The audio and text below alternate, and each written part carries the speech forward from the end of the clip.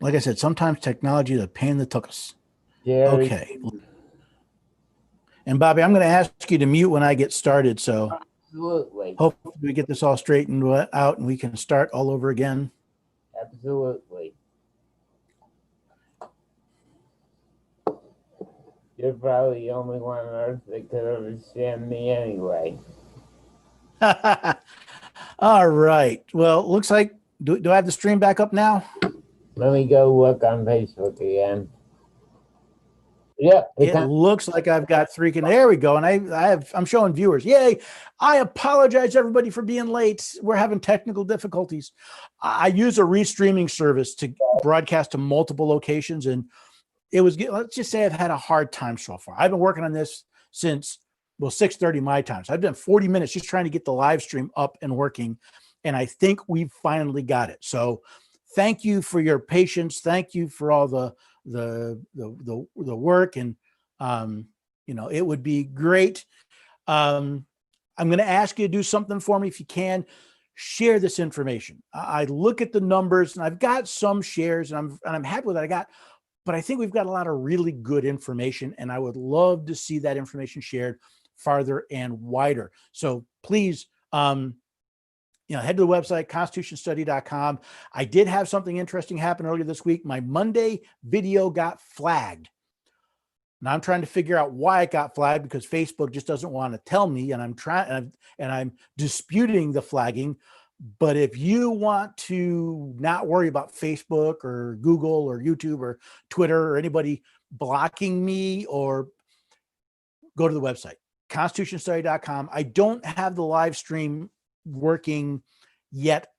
I tried it once. I'm still working on it. But the live streams don't show up on the website. They show up as recordings later. They are there.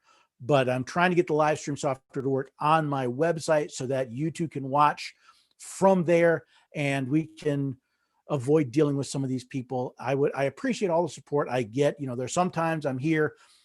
It's just me, myself, and I in the office, and it gets a little dreary. So, we'll persevere. I've got an interesting discussion today. It actually comes from a question. So 2 things I want to mention. If you have questions, please put them in the chat. Everything in the chat, I will try to answer. Unlike other times, I don't really have a set, like a presentation I want to do. Usually I have presentations with quotes and I'm trying to get through. Today is going to be a little bit more off the cuff, which, well, personally, I find to be a lot of fun. Hopefully you enjoy it as well. But that also means I can get to your questions and we can have a much better back and forth. Now, I have one gentleman who's on my actual Zoom call. If you want to actually talk to me on these events, go to the website, constitutionstudy.com/live. You can register for the live event there, and you will get a link to a Zoom meeting where we can actually talk and interact and be involved. It's another way to get involved and not worry about everybody else. So that's cool. What was the other thing? Oh, yes. One other thing. This Saturday, I'm doing a webinar on presidential elections. Now, hang on, put the duct tape down. I know you're like me. You're probably just so fed up with the presidential elections and all that you just don't want to hear it anymore. But I've been seeing and reading and hearing about a lot of inaccurate and just bad information about the Constitution, how we elect a president, what the process is, what happens if there are problems. Believe it or not, there are mechanisms in the Constitution to deal with what happens if a state doesn't get its election counted on time, or what happens if there's a dispute in the state about an election. There's actually processes in that. So I'm going to be going through the actual process of the presidential election, not what we were taught in school, how it actually is supposed to work, some of the pros and cons too. I'm going to be talking about the fact that we don't really have an electoral college, but what people call the electoral college, why we have it, why it's actually important, what happens when the problems. And actually, we're going to talk a lot about some of the things where the states are either not following the Constitution or they're kind of paying lip service to it. So there's a lot we're going to be talking about. It'll be about an hour and a half. And that will be this Saturday, the 24th. I believe it's at 1 p.m. Central Time. Now, If you can't make it, register anyway. If you register, I will send you a link to the recording probably sometime around Tuesday. Give me some chance to maybe clean up some edits or whatever and get it uploaded. So you can actually, even if you can't make it live, please sign up and you can watch this. You can watch that. I think it's going to be very interesting. If you've watched me for a little period of time, I'm not talking politics. We're not talking, rhinos and dinos. We are going to be talking the Constitution. So with that, let's talk about tonight's subject, which is amending state constitutions. And as I said, if you have a question, put it in the chat and I will read it here and we'll work on it. But if you have a question outside of these live streams, go to the website and ask a question. Today's message, today's content started from a question from a friend of mine, someone that I've met, and we've done some constitutional work together. And he had a question about amending state constitutions, and it kind of we started talking about it and thinking about it. And I decided, you know what, it's probably worth talking about. So that's what we're going to do this evening, is we're going to talk about it. And what I actually did, since I don't study all 50 state constitutions, what we're actually going to do is I picked 4 states, and we're going to look at some of their constitutions and how they're amended and why they're amended that way, and the good, the bad, maybe the ugly, and we can figure out, maybe get some insight for ourselves and our own state. Brian, I thank you for loving the YouTube channel. Brian, I love doing podcasts. I will talk to just about anybody that wants to have a reasonable conversation about the Constitution. I live in a small town, actually I live in a small town outside a slightly larger town in Middle Tennessee. And I found there's a guy in that town that has a podcast. He has a video on Facebook, and he's had me on a couple times. We have a great time. I love it. All right. So let's talk a little bit about amending state constitutions. Now, we are all hopefully familiar with the process of amending the federal constitution. So we're going to compare it to that. But I want to back up just a wee bit and ask, really, why?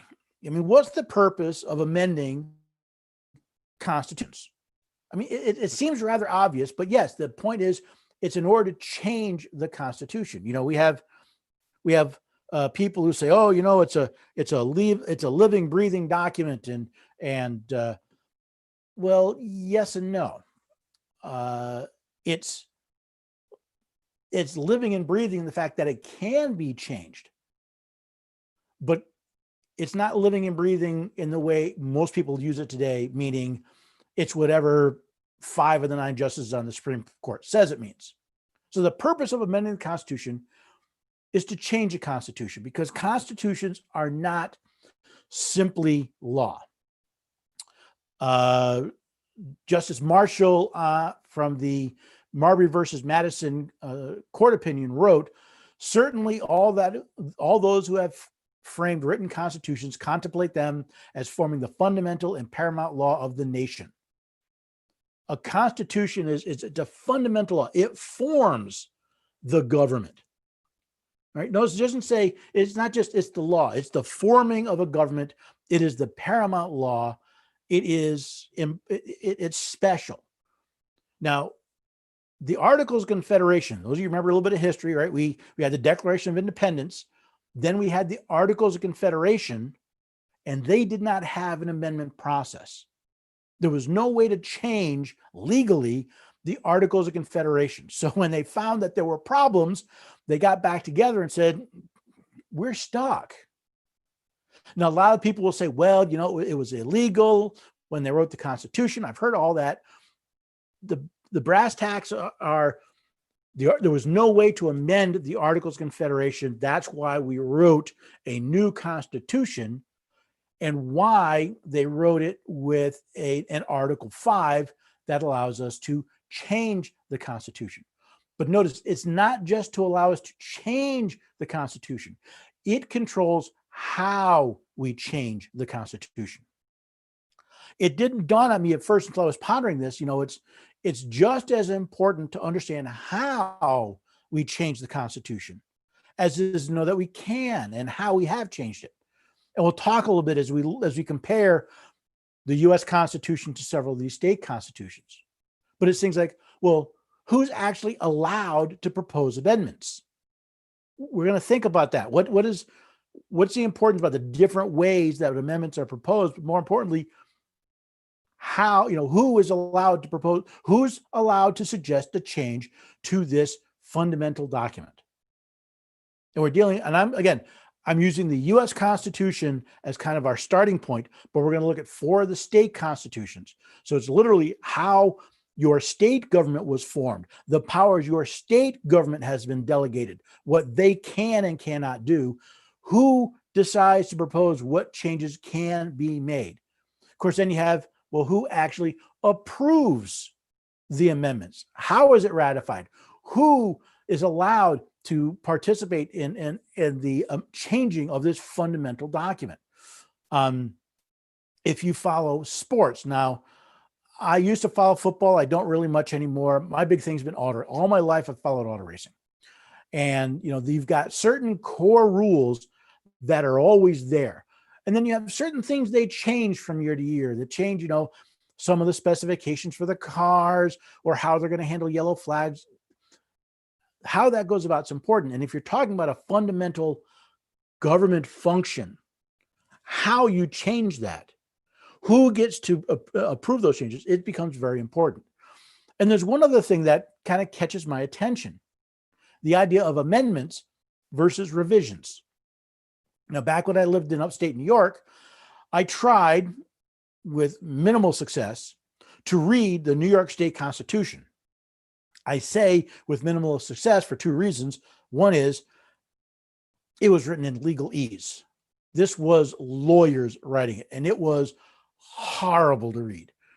It was, picture, that party, the first part to the party, the second part, third removed. It was all that stuff. It drove me crazy. It was so I'd have to read a clause and then map out what it actually said, because it was just nuts. But the other thing is the New York Constitution, if memory serves, at least what I read, was not amended, it was revised, meaning you'd go back and change the original language. Now, if you've read the US Constitution, we don't revise the US Constitution, we amend it, which is why we still have an 18th Amendment. We still have prohibition in the Constitution. Sure, it was repealed, and I think it was 21st Amendment, but the document is still there. The words are still there. And to me, that's actually quite important. And again, I'm a teacher at heart. So to me, it's a teaching opportunity to look at it. Okay, there was a point in time when we decided as a nation, we were going to prohibit the sale and manufacture of alcohol. Why? And the fact that we said, you know what, that's a bad idea. We're going to turn that off. We're going to repeal that. Why? To me, it's also an excellent example of how these governments are supposed to work. I heard there's a gentleman, Rick Green, use the example of a bucket with a lid on it. And when we created the Constitution, we created a bucket and we put powers into that bucket and we stuck a lid on it. These are the powers of the federal government, and that's it. 27 times since then, we have opened the lid of the bucket. 26 of those times we put a power in. 1 time we took a power out. So at some point we had to say, okay, we're going to open up the bucket. We're going to give the government the authority to regulate out the sale and manufacture of alcohol. And then we came back and said, nah, we're going to take some of that power back. So amendments versus revisions, to me, again, that's pretty cool. But all right, let's talk a bit more about amendments. Now, there's 2 parts, at least every place I've seen, well, with a slight exception. All right, generally, I just realized I almost tripped myself up. Generally, there are 2 parts to actually amending the Constitution. You have proposing amendments, and you have ratifying amendments. You have a suggestion, and you have a confirmation. The interesting thing is in the constitutions that I've read, once an amendment is ratified, once it's approved, it becomes part of the Constitution, it becomes a permanent part of the Constitution. Now, U.S. Constitution, Article 5. We read a couple things. There are 2 entities that can propose amendments, either Congress or a convention of the states. They're the only two entities that are allowed to propose amendments to the Constitution. Now, if Congress, which by the way is the only way we've proposed amendments so far, if Congress is going to propose an amendment, it requires a 2/3 vote of each house, 2/3 of the House, 2/3 of the Senate. That's to get the proposal out there. Now, if they're going to do a convention, 2/3 of the state legislatures have to request a convention. Right? So again, the number 2/3, we're looking at 2/3 of different things. You get 2/3 of the 435 House members have to vote on it, and 2/3 of the 100 senators have to vote on the same language. Then that gets sent to the states. Now, the state legislatures can say, hey, we want to propose amendments too. 2/3 of the state legislatures have to pass legislation that says we want a convention. Then Congress deals with scheduling the convention. But those are the only two ways United States Constitution amendment can be proposed, or those two.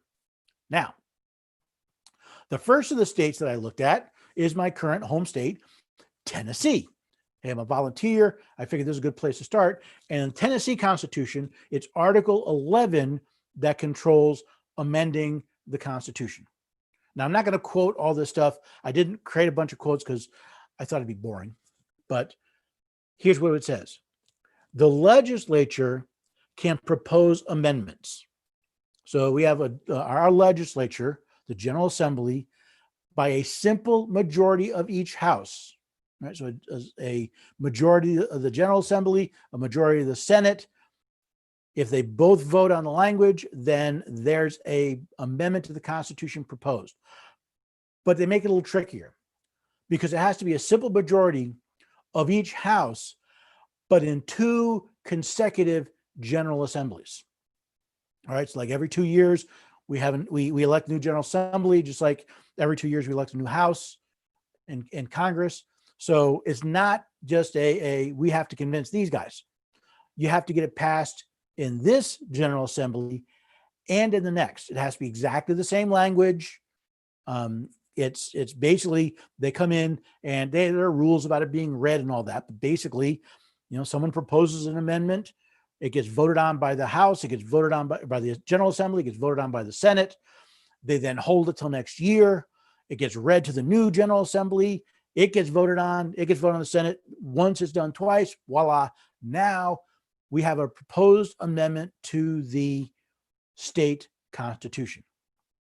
Now, the legislature can also propose a convention. And what I found interesting is they can call up a convention to, quote, alter, reform, or abolish this Constitution, or to alter, reform, or abolish any specified part of it.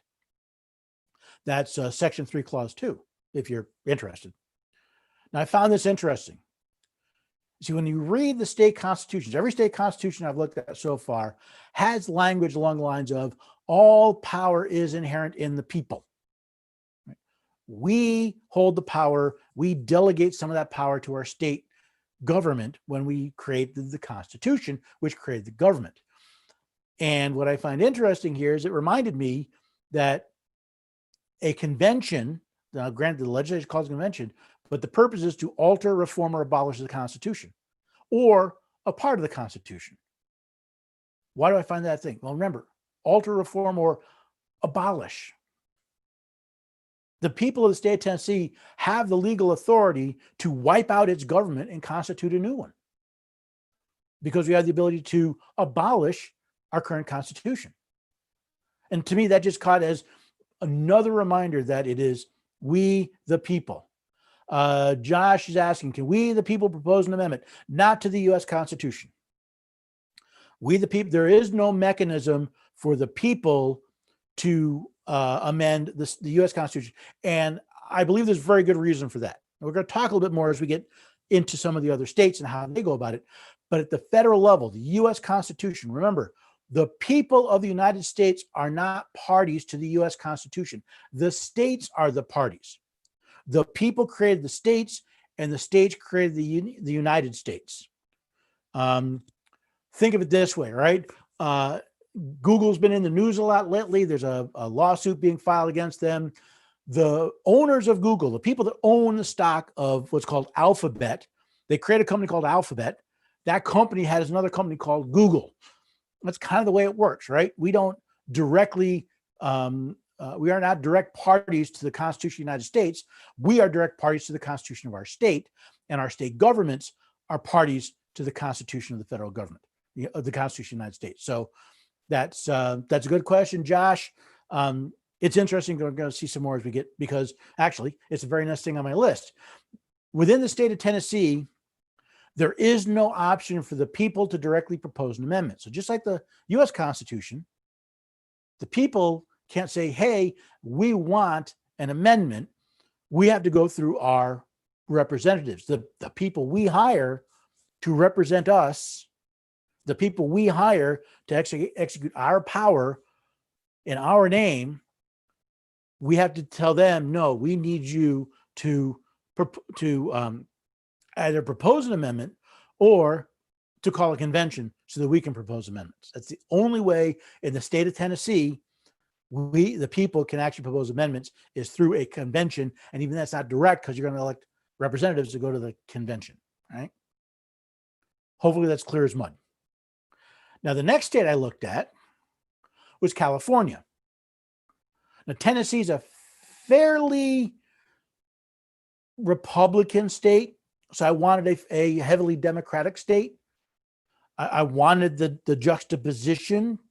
Tennessee has some very blue cities in it. So Nashville, Knoxville, Memphis tends to be very much more Democratic, but the rest of the state's much more Republican. So let's look at difference, right?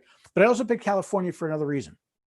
Now, the California Constitution, it's Article 18 that controls the amendment process. Now, again, the legislature can propose an amendment by 2/3 vote. Now, notice in Tennessee, it was majority vote of 2 legislatures, right? The current and the next General Assembly. In California, it's simply a 2/3 vote of the legislature. You get 2/3 of both houses of the legislature. Voila, you can put an amendment on the ballot. Now, the legislature can also propose a convention to revise the Constitution. And I found this interesting. Again, as I went through some of these states, this is going to become interesting as we get a little farther on, as we start looking at some of the other states. So again, we still have 2 processes, the legislature and a convention. The main difference is, whereas the U.S. Constitution, it's the states that request a convention. In Tennessee and California, it's the legislature that proposes a convention. But what's interesting is the legislature can propose a convention in California, but it still requires a 2/3 vote of the people in order to actually call the convention. Right? Now, if you live in California, this may be of more value, but I want you to compare how we're doing some of these things. Now, the other thing is, and this is really why I first put in California, because California has something interesting. The people in California can amend the Constitution by initiative. Now, initiatives are controlled by Article 2 of the California Constitution, but the people can directly go through the Albany 3. Not sure, Bob, what you know with Albany 3, but I haven't been to Albany in years. I missed some people up there, but so the idea is, if the people in California want to propose an amendment, they can do it by initiative. Now, what do they have to do to get an initiative on the ballot? Well, they've got to get signatures from 8% of the total votes of the last gubernatorial election. Right? Make sure I say that. You take a look at the last vote for governor. They have to get signatures from an 8% of that number. So if there were 1 million votes, or let's make it easy. If there were 1 million votes for governor, the last governor's election, they would need 80,000 signatures to get an initiative on the ballot. Now, I noticed something else California does. California has what are called referendums. The difference is an initiative is to create a new constitutional amendment. A referendum is to pass a law, right? Then they only need 5% of the votes to do that. But here's what I found interesting. There's two things about this that bother me. And I know, oh, good, the people get involved. The people get involved. Yeah, there's two things that bother me. First of all, if all you need is 8% of the votes to get it on the ballot, well, actually, even that part doesn't bother me. Here's my problem. Where's the deliberative process? Meaning, right? So let's say I moved to California. I'm not going, but let's say, and I want to amend the Constitution. So I write up an amendment to the Constitution, and I go out throughout the state, and I get signatures, and I figure out how many signatures I need, and I go through. I hit all the malls, I hit all the shopping centers, I hit all the events, and I get signatures. And as soon as I get enough signatures, that goes on the ballot, as I understand it. I'm the only one that's written the language. You've got a small group of people that are writing this language, and there's no real deliberative process. And what it means is you end up with some really goofy constitutional amendments. We'll talk a bit more as there's another state that has this problem as well. But while it sounds great, what California really has done is they're trying very hard to become a democratic state. And I don't mean democratic as in the Democratic Party. I mean a democracy rather than a republic. See, a democracy is when the people exercise the legislative powers directly. A republic is when they hire representatives. But look what we have here. In California, if I want to pass a law that makes wearing tie-dyed shirts illegal, all I have to do is I have to write it up. All tie-dyed shirts will be, after this date, all tie-dyed shirts will be illegal. If I get 5% of the people to sign it, because it's a law, not an amendment, that then goes on the ballot. And if 50% plus one of the people of California, I believe it's 50, I've checked the numbers, if enough people vote for it, that becomes the law. Well, okay, tie-dyed shirts is rather ridiculous. What if I wanted to pass a law that said it is illegal to use certain transphobic, quote unquote, transphobic language in the state of California? All I need to do is get 5% of people. And trust me, if you pay attention to what's going on in California, 5% should be easy. Hit any of the college towns, you'll get 5% and nothing flat. And if I get 50% of the people plus one to vote yes, your right to free speech, gone. Oh, but it's in the Constitution of the state. That's right. It's in the Constitution of the state, which means all I need is 8% of the vote to sign the petition, and it stands before the people. And your freedom of speech disappears.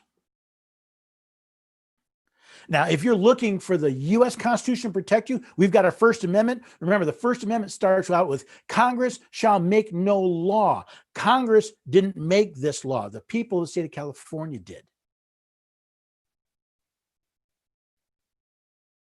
Now, I didn't research it, but I bet you there's some pretty goofy laws in California and some pretty goofy amendments to their Constitution because we wanted a process that allowed the people, without stopping and checking and saying, wait a second, what about the rights of others? It's when I was going through California, that's what struck me was we are actually, California, not really surprising, they're trying to become a democracy. Josh says, that's craziness. Well, yeah, it is. But here's the interesting part. The Constitution of the United States requires that the federal government ensure that each state has a Republican form of government. think it's Article 6, but I'm not sure off the top of my head. I'd have to look. So the federal government is required, the government of the United States is required to guarantee to each state a Republican form of government. And technically, California still has a Republican form of government, right? They elect representatives that pass most of the laws. They just want this democracy backdoor. And please always remember, my personal quote about democracy comes from Benjamin Franklin. My favorite: democracy is two wolves and a lamb voting on what to have for lunch. Liberty is a well-armed lamb contesting the vote. So one other thing that I found in the California Constitution is a initiative, and I believe also a referendum, can only contain one subject. Again, made me think, why is this important? I assume this is important because, well, people tried to put multiple subjects on a single referendum. Kind of like those omnibus bills, those bills, that are 10,000 pages long that we keep hearing about, that cover 42 different subjects.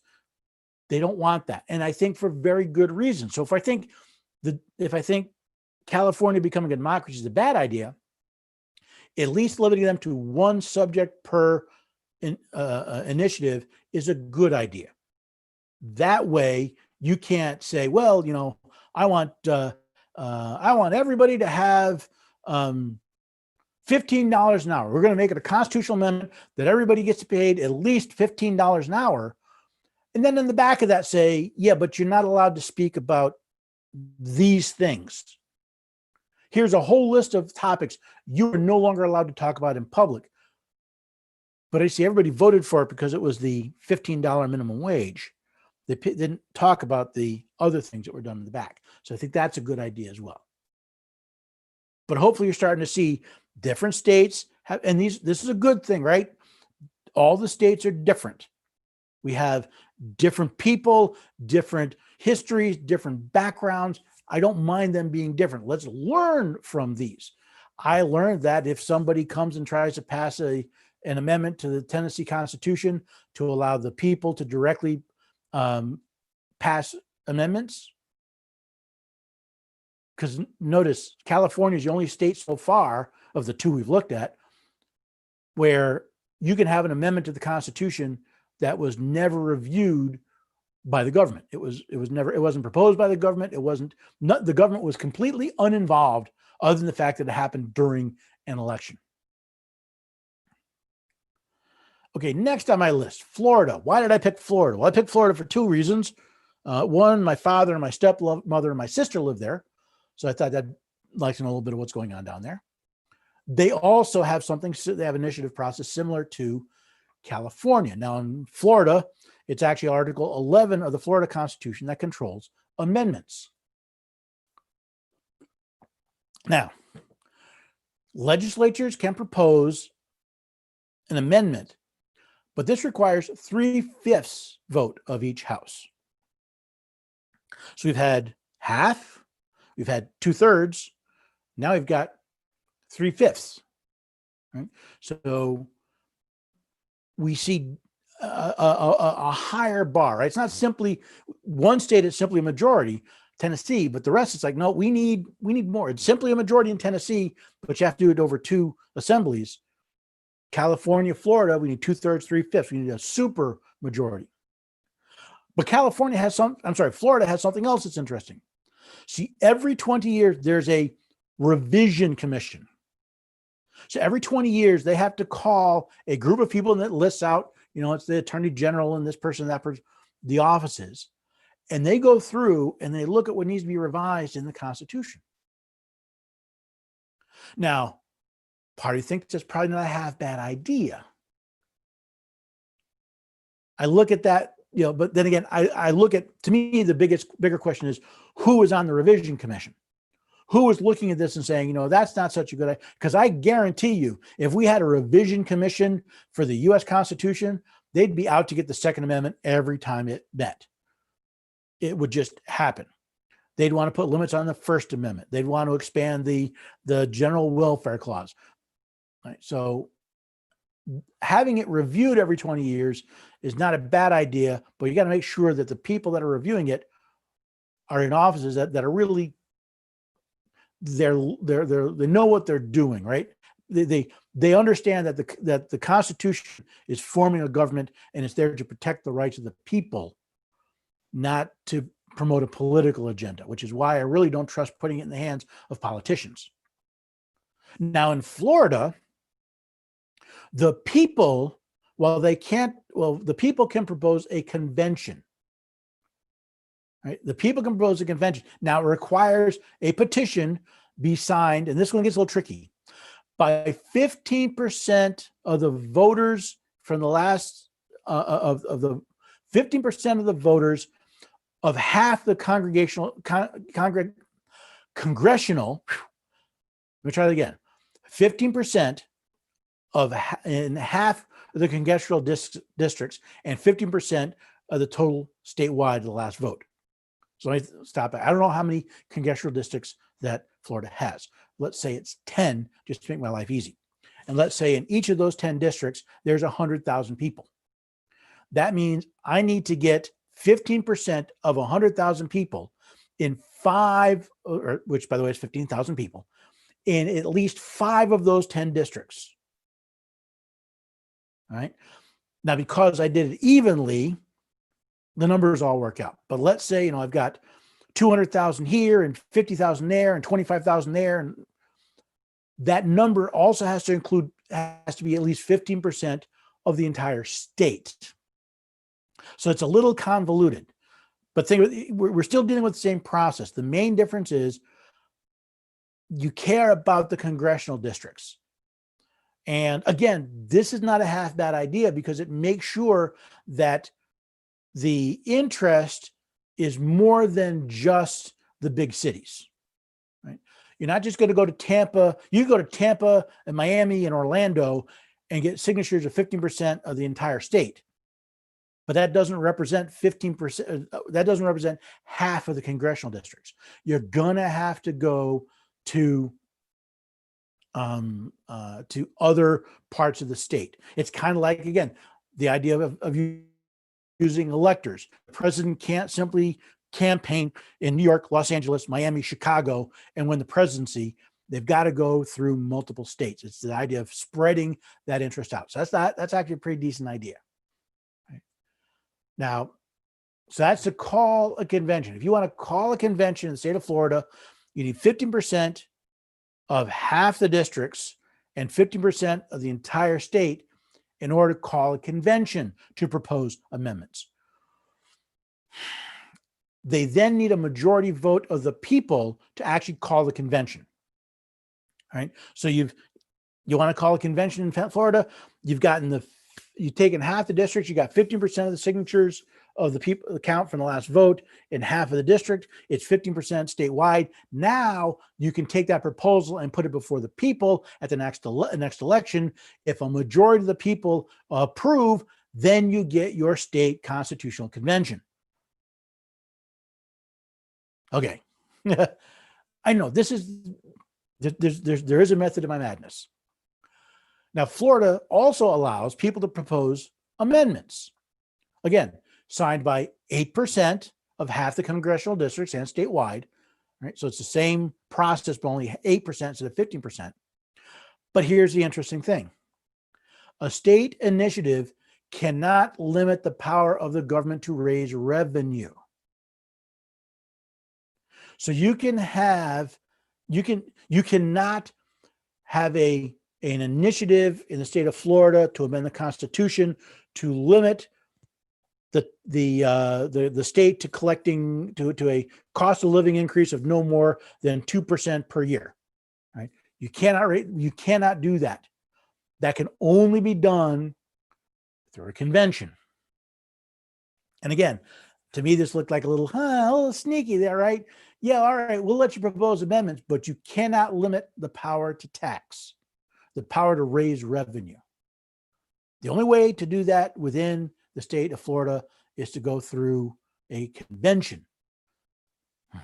And again, limited to only one subject and matter per initiative. Now, I've listened to several people out of Florida. I don't remember the details, but I remember there's a constitutional amendment about how you treat hogs on a farm. Again, Florida has made the amendment process more democratic. Yay, democracy. No, boo, democracy. Because now you have these really, I want to call them goofy, but these really detailed pinpoint amendments. And because they're in the Constitution, if they're goofy, they're hard to change. Now, there's one other state I want to look at. So we looked at Tennessee, we looked at California, we looked at Florida. I want to look at Texas. Texas actually has the simplest of the four. The Texas Constitution, Article 17, says the legislature can propose amendments by 2/3 vote of each house. That's it. There's no option for the people to propose. There's no option for a convention. The only way to propose an amendment in the state of Texas is by a 2/3 vote of each house. Period. End of story. Quick, simple. Now, why is this important? We're back to the question of who can propose amendments. We see a lot of different theories in there, don't we? We have some states that say only government actors can do it. Some states say, well, we can have a convention, but the government has to be the one that decides to call the convention. We see the people can do it directly. We see, okay, we'll have a convention, but the people can actually propose a convention. There's a lot of different ways of doing this. Here's my thoughts on it. If I'm ever reviewing, like I said, I live in Tennessee. If I'm ever looking at legislation, at amendments to change how we amend the Constitution, I want a process whereby the government can propose amendments. Because, not by the way, because they're the government, because they're the creation of the Constitution. They are the entity the Constitution created. And if they need something changed to fulfill the duties we've asked them to fulfill, they should be able to ask for it. Now, I don't believe it should be a simple majority. I think it should be a super majority, 2/3, 3/5, something like that. Tennessee doing it over two assemblies, yeah, okay. I'm not sure. Part of me likes it because, the thing I like about that is, let's say you get a goofball assembly and there's some goofy amendment proposed and half the people vote for, half the assembly votes for it. We can turn around and say, you know what? That was really stupid. In fact, that was so stupid, that is worth firing you over. So we'll hire a new bunch of people and say, don't you vote for that. So my first thought is, that's not really great. I kind of warmed to the idea as I thought about it, because it means you have to take time. Constitution should not be changed for light and transient reasons. It should be a deliberative process. It should be difficult. It should require, because you're changing the basic rules. It's like changing the law of gravity, right? You should really consider how it goes. But I also want a process whereby the people can have a method of proposing an amendment as well. But I don't want that too simple either. I don't want people in the excitement of the moment proposing an amendment that's going to be really difficult to change. So I want it to be, we'll talk about voting for it later, ratifying in a minute, but I want it to be more difficult. I want it not to simply be, let me get a bunch of people to sign a piece of paper. If, I want something more. And maybe I don't have the perfect, I don't have the perfect answer, right? But I do think that as parties to the state constitutions, the people should have a method of proposing amendments. I just think it should be a little more difficult than what California and Florida are doing. I at least want there to be a process where time goes by, where people have a chance to discuss and debate and consider what are these amendments. So now we've gone through proposing. And by the way, are there any questions? I haven't seen any new questions pop up for a while. Looks like a lot of the live streamers kind of got dumped. They disappeared, which is disappointing. But with that, let's talk a little bit about ratifying. See, all we've talked about is proposing changes. I did an article a while back about the Equal Rights Amendment and how they're trying to resurrect it, even though it's expired by its own language. It's a proposed amendment. It still has to be ratified. Now, where I like the idea of proposing amendments by both the parties to the Constitution as well as the creation of the Constitution, ratifying the amendments needs to be limited to the parties to the Constitution. Right? Now, in the U.S. Constitution, again, under Article 5, the parties to the U.S. Constitution are the states. So in order for a proposed amendment to be ratified, it requires 3/4 of the states to ratify it. Now, that can be done either by a vote of the legislature or by a state convention. And I'm not entirely sure why. I haven't really researched it that deeply, but our founders said, you know what? We want Congress to determine whether it's going to be by the legislature or convention. And that's probably something I ought to spend some time on because I haven't really thought about why. I haven't really researched why they decided to let Congress make that decision, because that's the only role Congress has in, yes, they can propose, they can, if the states want to amend the Constitution, let's say the states want to amend the Constitution because, the federal government is out of control and they want to put it back in its place. They want to take a power away from that the federal government has been exercising. Let's say, let's say we want to change the general welfare clause. We want to be more specific about what Congress can spend money on. Cool. Do you think Congress is going to want to do that? Do you think Congress is going to propose an amendment to limit its power to spend? I don't think so. Now, the states can get together, right? 3/4 of the states can get together and say, we want a convention. And in that convention, we're going to propose amendments that will, among other things, we're going to have one that's going to revise the general welfare clause. If enough states request it, the only role Congress has is to actually call the convention. They have no legal authority over the convention itself. They just say, okay, we're calling a convention. It's going to be in this place at this time. Go. But then once the amendment is proposed, Congress gets to determine whether it's the state legislatures or state conventions that will actually ratify it. So it's odd. Now, the Tennessee Constitution is ratified by a majority vote at the next gubernatorial election. All right, so we elect our governor every 4 years. It's not the next election, it's the next election for governor. It's going to be on the ballot for the next election for governor. So I'm trying to remember. I don't think our governor is up for election this year. Shows how much I've been paying attention. I've got so many facts pouncing in my head. So let's say we just elected a governor, and then we decide to propose an amendment.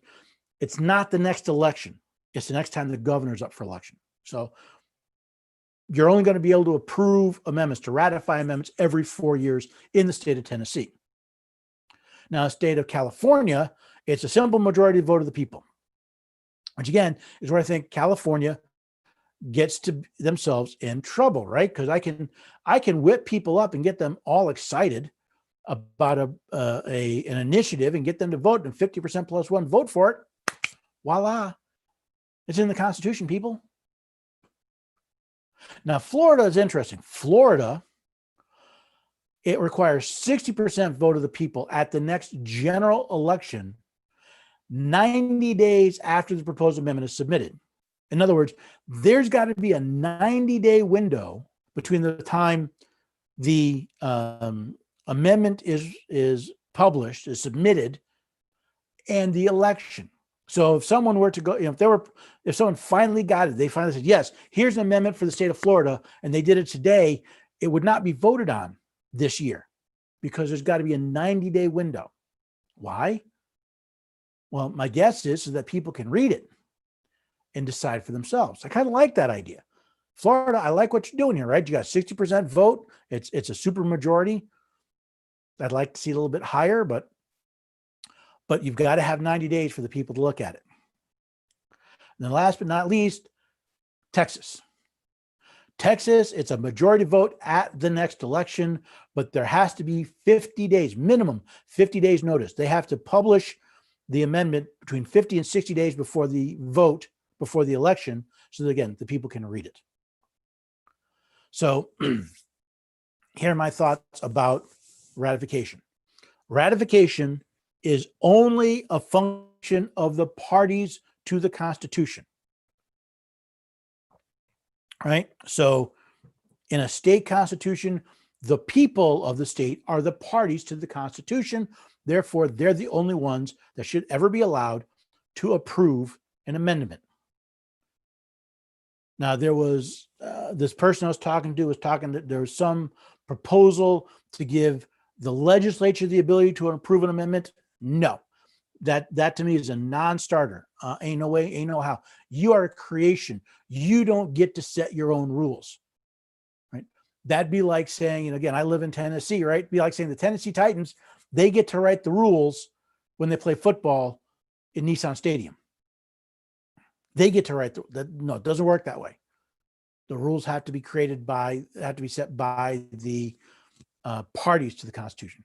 United States, it is the states that are the parties to the United States Constitution. So it's the states that ratify the Constitution, that make these amendments legally binding, make them legally part of the Constitution. Michigan resident. No, I am not familiar with the Michigan, but I'll tell you what I can do real quick. If you do a web search for the Michigan Constitution, I'll do a quick search for the Michigan Constitution. It would help if I could spell.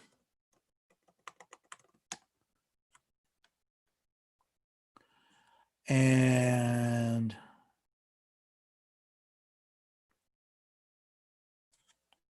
you give me a hard time. Why are you being so difficult?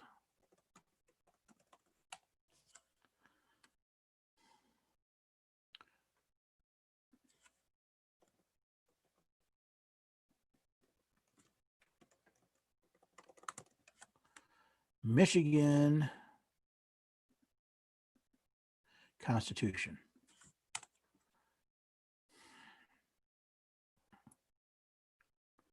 There we go. So I find Michigan Constitution, which looks like it was last written in 1963, which is a very good year because that's the year I was born. And if I look for, if I can type, Article 12, Amendment and Revision, and I take a quick look in here, it looks like we have an amendment by legislative proposal and vote of the electors, amendment by petition and vote. So it looks like in Michigan, and again, I haven't researched this deeply, but if I took a quick look, it looks like both the legislature can propose and the people can file a petition and vote on an amendment. So I'd need some more time if I were to go into more detail of that, but it looks like you have a petition process. And again, my issue with the petition process isn't so much that the people can ask for a constitutional amendment. It has to be involved enough that we don't start treating the Constitution like it's just a regular law, that we can change it willy-nilly whenever we feel like it. We really need to spend some time and say, do we really need to change the Constitution there? Are there any other questions bouncing around? That was from Tyler, by the way. Are there any other questions bouncing around about about amending the Constitution, state constitutions, federal constitutions? Anybody have any suggestions? Like I said, my general rule of thumb, what I've thought about when I was talking with my friend over this was both the government and the parties to the Constitution should be able to propose amendments. the requirement, there should be a certain moderately high bar to propose an amendment. Right? I don't want it to be simple. There should be, it should not be the equivalent of passing legislation. Only the parties to the Constitution should be able to ratify it. And again, it should be a moderately high bar. 50% plus one bothers me. Not so much because I don't trust the people, is I want it to be hard enough that people have really thought about it and really are behind it. Because as we see, as I've learned anecdotally about California and Florida, they've got some really goofy amendments to their Constitution because it is so easy, relatively, to have their Constitution amended. So how are you doing out there, everybody? Oh, looks like Edmund joined the Zoom. I didn't see it, gentlemen. Hello there, Edmund. Questions? While you're doing your questions, I'm going to remind you again about the webinar this Saturday. I'm going to be covering a lot of good information. I'm probably going to have a couple people disagree with me. That's okay. Come listen to my evidence. I'll show where I get my information from. But for all the people, I've been asked questions. Is Nancy Pelosi going to be president on January 7th because states don't get their votes done in time? What happens if a state doesn't count their votes in time? What happens if there's a mail-in ballot problem? What happens if, could we? I'm going to discuss. Well, not necessarily, and I'll take the time to answer specific questions, but I'll go over the basics about why a lot of the hyperventilation I've heard lately really isn't warranted. We'll understand why we elect the president the way we do, why it's a good thing. And we'll also look at what the states have allowed to happen to the election that has truly made a mess. If there's any problem with the way we elect the president, it's what the states and the political parties in those states have done. So that's great. I'm still looking for questions. The couple things you can do to help. So there's as I said, I'm always looking for you to share this information. That's by and large the biggest thing. This is a something I love doing. It's a passion of mine to do these things. So I want other people to see it. I'd love to get my share numbers up, not because of the numbers, because I want people to see and hear, and I want people to have a place where they can ask questions. So share this. If you want to support this podcast, I've started doing live streams more often. People said they like that. They like having it every other week. I kind of like it too. We'll see if I might expand it a little bit more as things get going. We'll kind of see, but that'll cost money. The best way to make sure the Constitution Study podcast, the videos, the live streams, all that, the website keeps going, is you can help by donating at the website, constitutionstudy.com/donate, or go to the Constitution Study, hit the donate button. Anything you donate there, it can be a one-time, it can be a recurring. Anything you donate there goes to keeping the podcast going. It pays for hosting. It pays for the software that I need. It pays for the equipment that I need. I don't take a dime of it. It all is set aside and it's used for that. I appreciate that greatly. If you can't afford it, I understand. We don't all have money to spend on these things. Just sign up for the newsletter, right? Just click to sign up for the newsletter. Put your name on my list. I send out once a month. This is what's going on. Here's the news and whatnot. But it's also where it's one of the first places I communicate what's going on, right? So I have my scholars, which I'll talk about in a minute. I talk with them, but the next place I announce it's usually on the newsletter. So if you want to know when I'm going to be in a location, if you want to know where I'm speaking, if you want to know what events I'm going to be at, the newsletter is the best place to do it. If you want to know what new things are coming out, new products, and whatever, that's the newsletter's place to go. And again, it's one email a month. go to the website, click that button, or just go to constitutionstudy.com/newsletter. Those both help greatly. And then the next thing you can do is you want to help me. All right, so I've talked about supporting the podcast. If you want to support the work that I'm doing, if you want to help me continue, I have a couple new ideas for books I'd like to work on. I'm trying very hard to get out and meet people face to face. I love talking with people in person. Zoom is great, but it's not the same as seeing people face to face, shaking their hands, talking to them, looking them in the eye, and answering their questions. But that takes money for me to travel. And so my general rule of thumb is I will travel anywhere in the US. I'd probably expand that to Canada. Don't know why, but I would. But I want if they can cover my major travel expenses, right? Flights, hotels, cars, stuff like that. Well, if you support the work that I'm doing, I can help defer those costs. I would love to be able to take these groups, homeschool groups, civic groups, educational groups, heck, just a group of parents that'd love to have me come talk to their kids. And I'd love to not have the cost of travel be a part of that. Right? Now, the best way you can do that is by going to the store and buying something. You can buy a book. I've got ebooks on there for like $3, $5, $10. You can buy the big book. It's $25 for the Constitution study. That money goes to help me continue the Constitution study. The other thing you do is become a member. My Constitution scholars, the group is still kind of getting its feet under it, but this is where we get together to really spend time understanding the Constitution. Now, the nice thing is if you're a scholar, you get access to a whole library of my digital materials. Most of my books, my classes, my webinars, I put up on the website dedicated to the scholars. You get access to it as part of your membership. Done. Right? You also get access as a Slack channel, a Slack site where you can come and we can chat with each other. We can set up online events or in-person events that are scholar only. It's also, you get better access to me, right? If you go to Slack and if you chat me a message on Slack, I'm more likely to jump in on. So that's a great way if you want to support the work that I'm doing as a whole. Buy a book, buy a t-shirt, right? Or consider becoming a member. The scholars are $5 a month or $50 a year. And that covers everything you want for that. So those are my asks. That is what helps me go. That's what helps keep this going and helps keep me going. So I got a couple of questions popped up here. What effect does or could one state's constitution have on another? Precedent.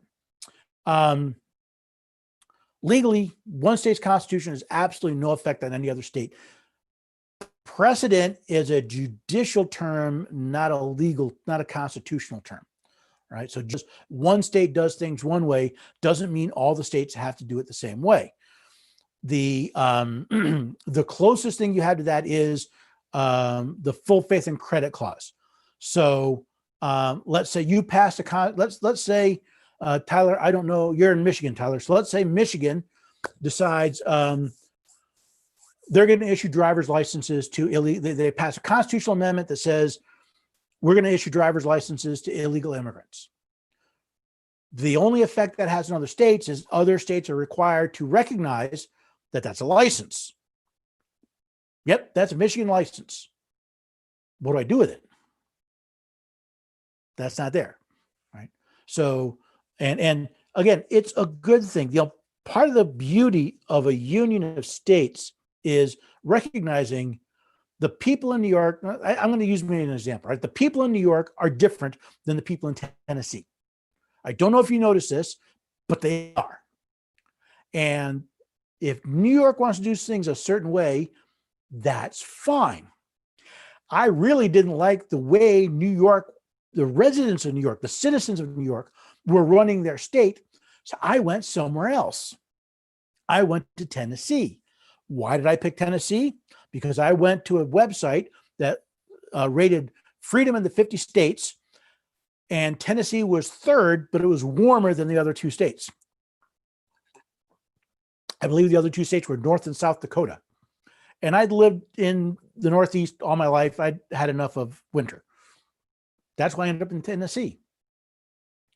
So we allow this diversity. We allow to say, if you want to have a more regulated state, if the people of that state, that's what they want, they can have that without impacting what we do. What actually impacts other states more than amendments to their constitution are their expats.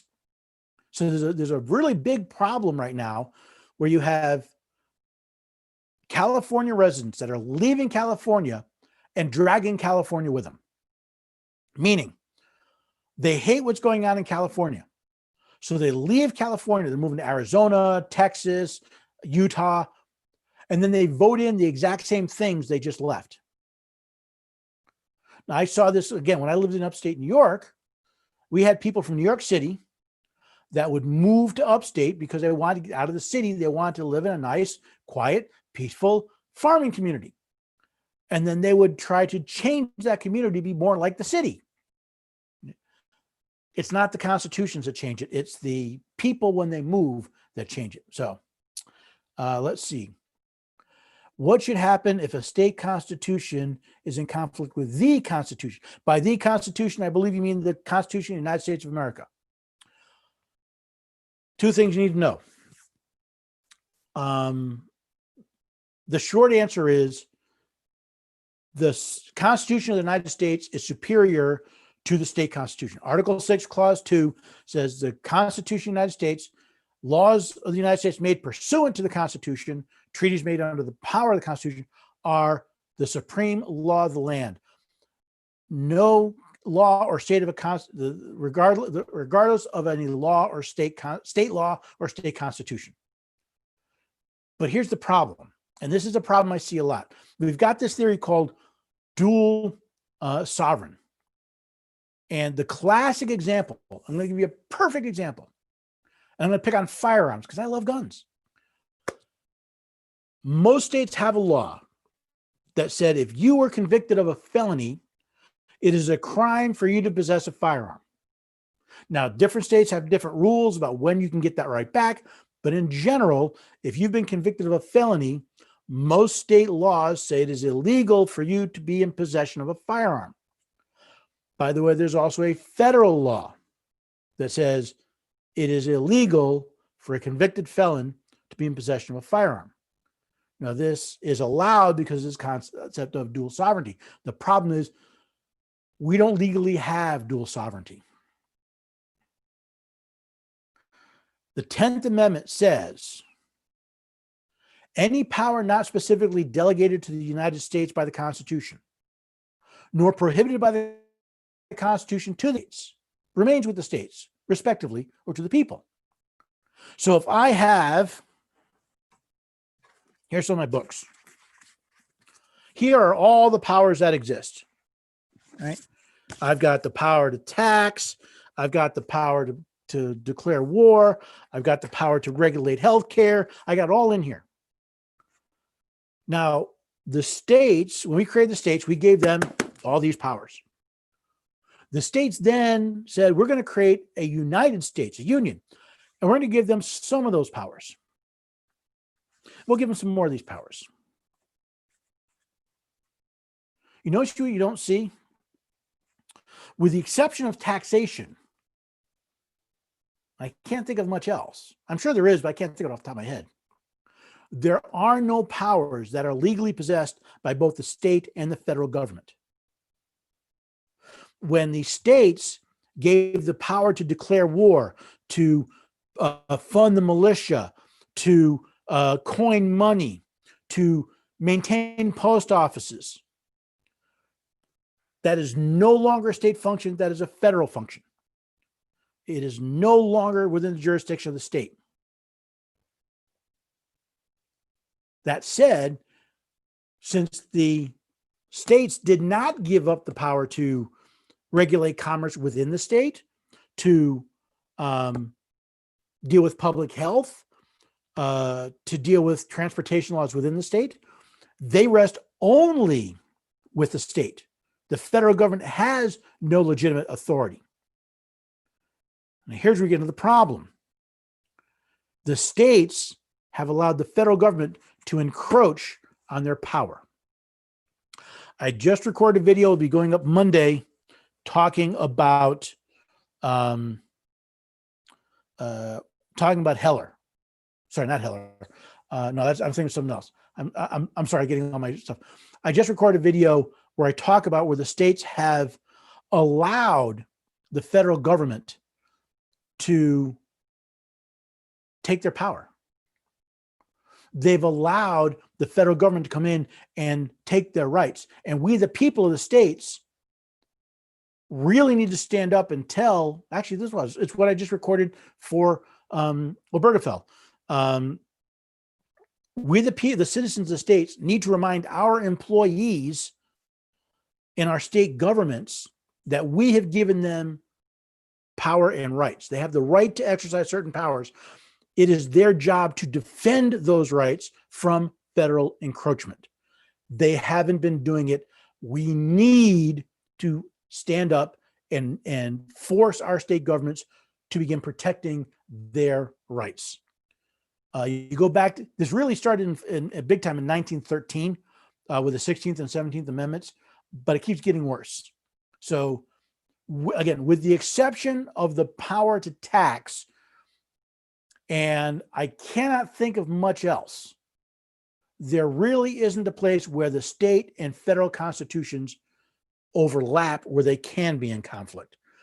99 and 44, 100% of the time, if there's a conflict between the state and federal government, it's because the federal law was passed not pursuant to the U.S. Constitution.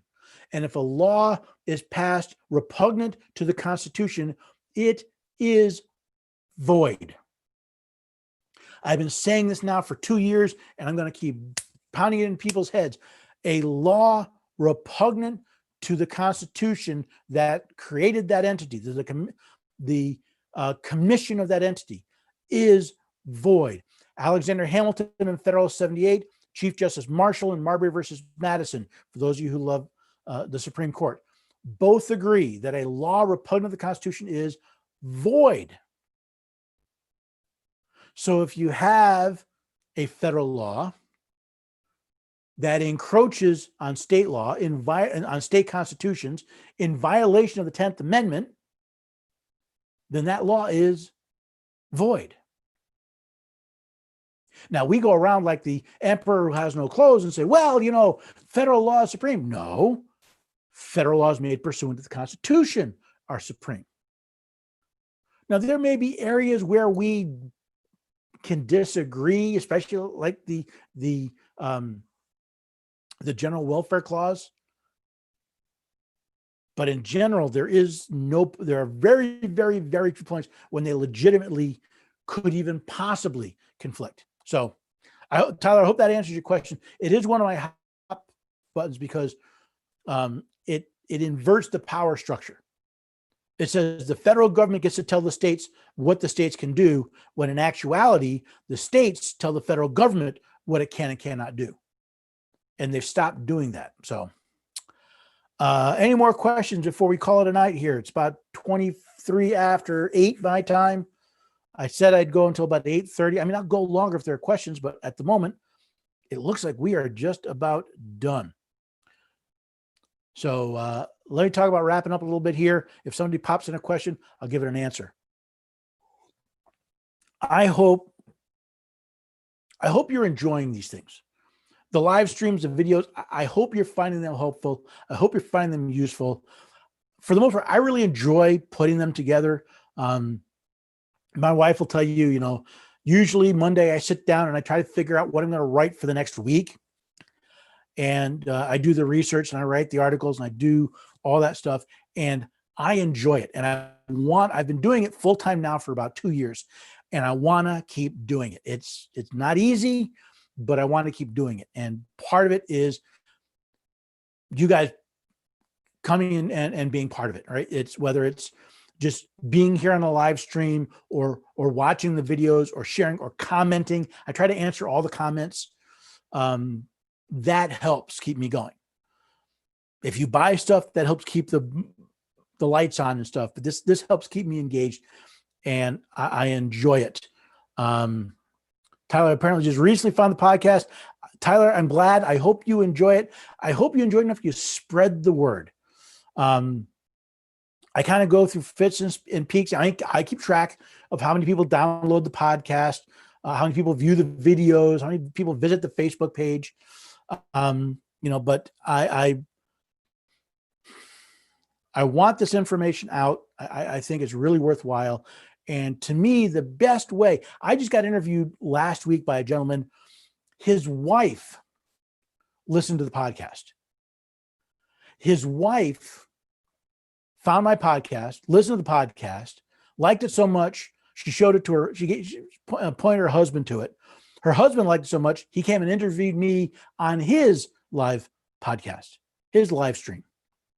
So that type of sharing really helps get the word out. And I love when people start seeing things they hadn't thought of before, and we start having really thoughtful conversations. So I enjoy this. I hope you'll spread the word. I hope you found this valuable enough that you'll spread it, but you'll also be here because, again, the live stream today got a little off to a bumpy start, but I think this is a nice way for the interaction to be a little more engaging, right? It's a lot nicer if my assumption is if you ask a question and I can answer it, that's pretty cool. If you join the Zoom call, in other words, if you go to constitutionstudy.com/live and you register and you get the Zoom call, we can actually have a conversation because I can put your audio up and we can actually talk. So, that would be great. Okay, here's a question. Edmund Hyde asks, what happens if an amendment is passed that changes the outcome of prior legislation? I'm going to make an assumption, Edmund, that let's say, I'll pick a piece of the legislation. Well, here's a perfect example. The Federal Department of Education is illegal. Okay. So if we were to reinforce that through another constitutional amendment, then any laws related to that disappear. They become invalid. Now, for practical reasons, what would happen? Technically, what would happen is the courts would no longer recognize the previous legislation.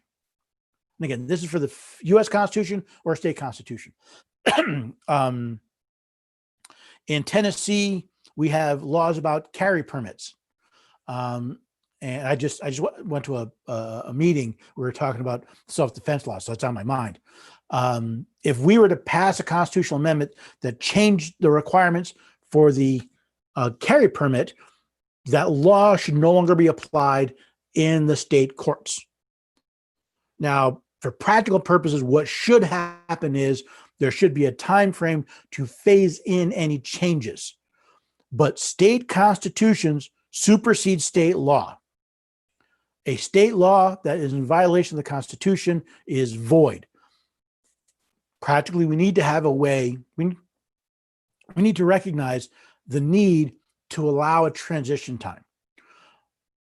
But if you just say, this legislation that was passed, we now say we're not going to have a constitutional amendment that says that's illegal, or we're going to change that, the courts need to abide by the Constitution over the state law. And again, you can go back to Marbury versus Madison. You can hit the website. I just searched for Marbury. I did an article about the truth behind Marbury versus Madison, and you can answer a lot of questions from that. What has worked best in terms of telling our employees? I will definitely spread the word. Okay. Tyler, here's what I found. My mother, many years ago, told me that I would attract more flies with honey than I would with vinegar. So what I recommend, first thing I recommend is you should have, especially with your state rep and your state senator, you should have a passing acquaintance with them. You should have their phone number, their email, and you should communicate with them regularly. I try to meet with mine at least once a year. I haven't been able to do it the last couple of years because of scheduling issues, but you should not be a stranger to your state employees. You should, and part of that needs to just be, and I don't mean going in and arguing them. What I like to do is I like to go in and I said, when I moved to Tennessee, I set up a meeting with my state rep, my state senator, and they said, why? I said, I want to talk. About what? I don't know yet. I asked them, what are your concerns? What are your issues? Start with asking them what their concerns are. Get a feel for what's going on. In the conversation, express your understanding that they're your employees. They work for you, and that you're going to judge them when it comes time for their employee evaluation, i.e. re-election. You're going to judge them on their oath to support the constitutions of the United States and of your state. Set that in a non-confrontational conversation. Take them out to breakfast, take them out to coffee, whatever. The next thing is, when there's something going on, when they do something wrong, or when there's a vote coming up and you think they're on the wrong side, don't yell at them. Ask them why. You'd be surprised. Most of these, again, understand, most politicians, the only time their constituents come and talk to them is when they're mad at them or they want something from them. You go to them, hey, I don't always agree with my state politicians. I emailed them, I contact them, and I ask them, why did you vote for this legislation? Why are you worried about this? Why? Explain to me, because I'm not in their shoes. There are things I'm not going to understand. It also helps disarm and diffuse situations. Then you can get into the conversation saying, well, wait a second, is what you are doing a violation of your oath of office?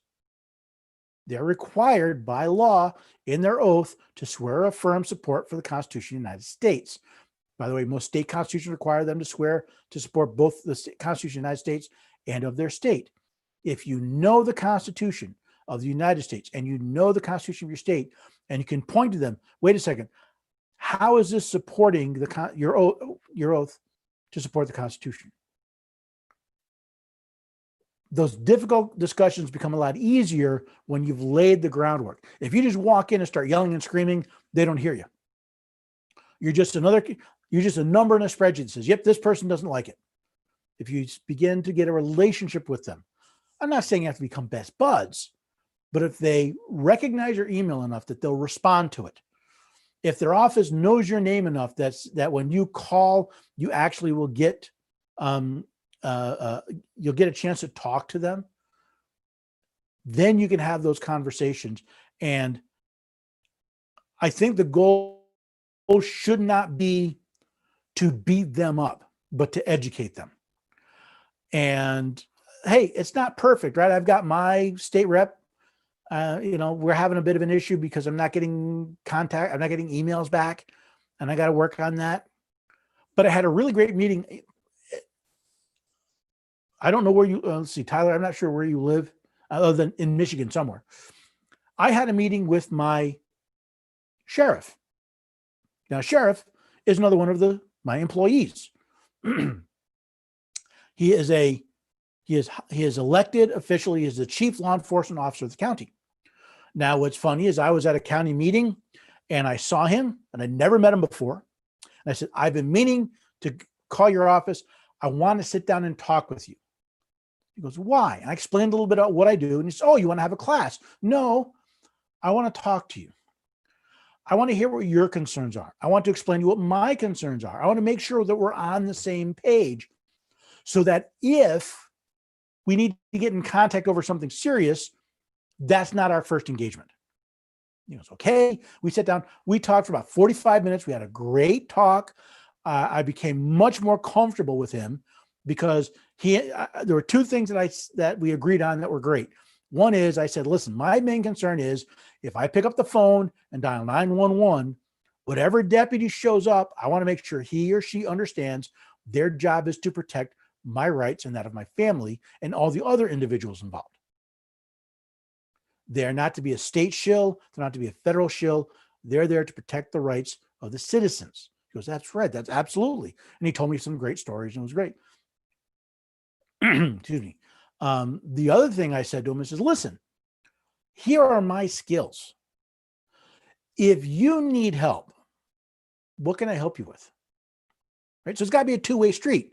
I said, if someone does a stupid gun ban and you decide to say no, if you are upholding the Constitution, I will stand with you. You want me to stand with you at a press conference? Let me know. You want me to stand with you when you want to sit next to you and defend you if you're called before the state legislature? I will go. If I'm going to ask you to stand up for me, I have to be willing to stand up for you. So that was one part. The other thing he said that was great is, I said, listen, I after about 40 minutes, I've taken plenty of your time. He goes, no. I work for you. My time is yours. That's the attitude I want. If you can begin to develop that relationship, because the thing that happens is the employees who don't view themselves as public servants, as employees of the public, they're the ones you want to identify and say, well, how do I get them out? Give them fair warning. I'm going to judge you on your oath to the Constitution. I'm going to judge you by your oath of office, your fidelity to the state and federal Constitution. And if I find you unqualified, I will not only not vote for you, I will do everything within my power to find somebody who will abide by that oath of office. So I hope that sort of answers the question. It's like a lot of things. It's simple, but it's not easy. It's really scary that first time you call up and say, I want to talk to my rep. I want to talk to my sheriff. I want to talk to my senator. But it really does help. And trust me, it is a lot easier to do that with state and county and local employees than it is with federal. But the interesting thing is state employees are most likely the ones that eventually end up federal employees. You look at most of the people in the House and the Senate and in the executive branches, they used to work in state governments and in local governments. So with that, I think I'm going to close it out for the night. Thank you, everybody. I'm sorry we had the bumpy start at the beginning, but I want to thank everybody for joining me. I want to thank those who were able to hang in here. I'm hoping you'll spread the word. I'm hoping you found this worthwhile. And I really hope I'll see you here the next time we get together in 2 weeks live on the Constitution Study. Have a great night, everyone.